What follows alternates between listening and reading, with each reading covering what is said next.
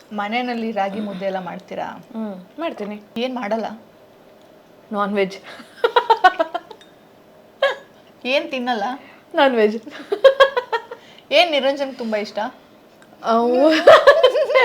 ನಾನು ಮಾಡೋ ಎಲ್ಲ ಅಡುಗೆ ಅಂದ್ರೂ ಇಷ್ಟ. ನಾನ್ ವೆಜ್ ಅಲ್ಲ ತಾನೆ? ಇಲ್ಲಪ್ಪ, ನಾನ್ ವೆಜ್ ಎಲ್ಲಿ? ನಾನ್ ವೆಜ್ಜೇ ಇಲ್ಲ. ಇಲ್ಲ. ನಿಜ ಹೇಳ್ಬೇಕು ಅಂದ್ರೆ ನಮ್ಮ ಹ್ಯಾಪಿ ದಾಯಿ ದೇಶಪಾಂಡೆಗೋಸ್ಕರ ನಾನು ಮೊಟ್ಟೆ ಮುಡ್ತೀನಿ. ಮನೇಲಿ ಯಾರೋ ಒಬ್ರು ಇರ್ತಾರೆ ಅಂತ ಅನ್ಕೊಂಬೇಡಿ, ಅದೇನು ಅಂತ ಹೇಳ್ಬಿಡಿ.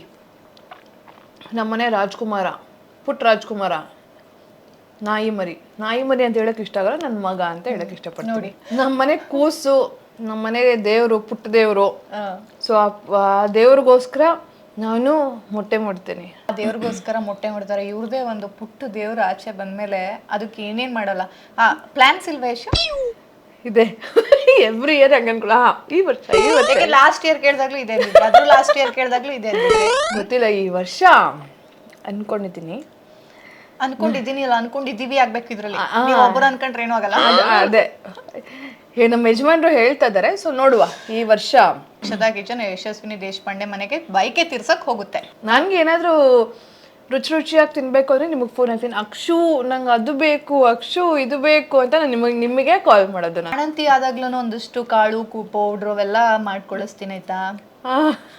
ಅದಕ್ಕಾದ್ರೂ ಮಾಡ್ಕೊಳ್ಳಿ. ಇವಾಗ ಹೆಂಗೆ ನನ್ಗೆ ಅದನ್ನೇ ಹೇಳಕ್ ಬಂದೆ, ಈ ತರ ಹೇಳಿದಕ್ಕಾದ್ರೂ ನಾನು ಪ್ರೆಗ್ನೆಂಟ್